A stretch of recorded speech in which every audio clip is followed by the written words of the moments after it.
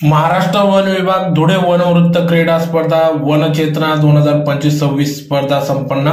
याबाबत अधिकृत असे की धुळे शहरातील जिल्हा क्रीडा संकुल या ठिकाणी दरवर्षीप्रमाणे महाराष्ट्र वन विभागाच्या वतीने वनचेतना क्रीडा स्पर्धा घेण्यात येत असते। यावर्षी धुळे वनवृत्त क्रीडा स्पर्धा वनचेतना 2025-26 अंतर्गत विविध स्पर्धा पार पडल्या। या प्रसंगी या ठिकाणी या स्पर्धेत भालाफेक, बुद्धिबळ, व्हॉलीबॉल, रस्सीखेच, गोळाफेक, रनिंग, रायफल शूटिंग आदी सर्वच विविध स्पर्धा या ठिकाणी पार पडल्या। तर मोठ्या संख्येने विविध जिल्ह्यातील वन कर्मचारी, वन अधिकारी यांनी या ठिकाणी या स्पर्धांमध्ये सहभाग नोंदविला। तर स्पर्धेत सहभागी झालेल्या प्रथम, द्वितीय, तृतीय व उत्तेजनार्थ बक्षीस या ठिकाणी देण्यात आले। प्रमाणपत्र, शील्ड देऊन या ठिकाणी या वन अधिकारी कर्मचाऱ्यांना गौरवण्यात आले।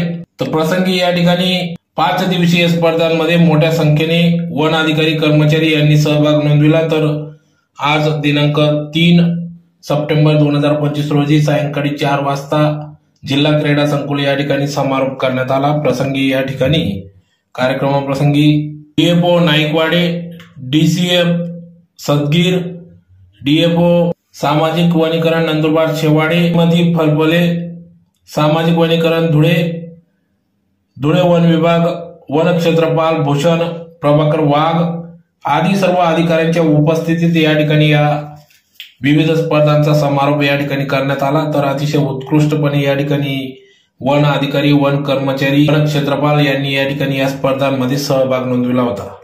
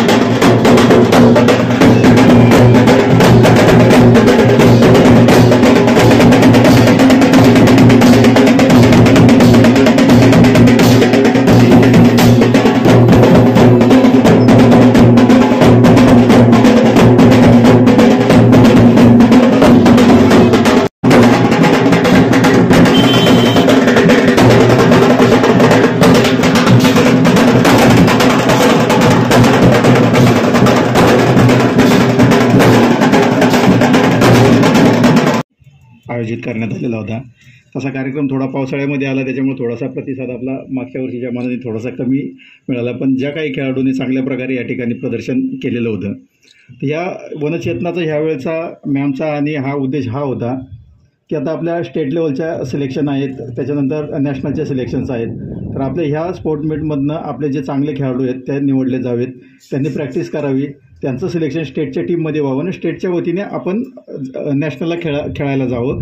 आणि बऱ्याचदा मागचा प्रतिसाद पाहिला तर छत्तीसगड, कर्नाटक वगैरे ह्या राज्यांचा स्पोर्ट्समध्ये चांगला प्रतिसाद असायचा, पण महाराष्ट्राचा तितकासा चांगला प्रतिसाद नव्हता।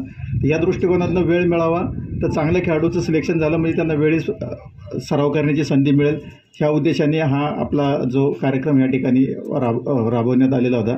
निश्चितच याच्यामध्ये जे चांगले खेळाडू आहेत आपण त्याच्यामध्ये ज्याचं सिलेक्शन झालं त्यांनी नुसतं याच्यावरती न थांबता आपलं प्रॅक्टिस असेल या सगळ्या गोष्टी आपण कंटिन्यू ठेवाव्यात. स्टेटमध्ये सिलेक्शन करून आपण धुळे वनवृत्ताचं आपल्या विभागाचं नाव चांगल्या पद्धतीने होईल या दृष्टिकोनातून उपाययोजना करावी अशी आपल्या सगळ्यांकडून अपेक्षा व्यक्त करतो.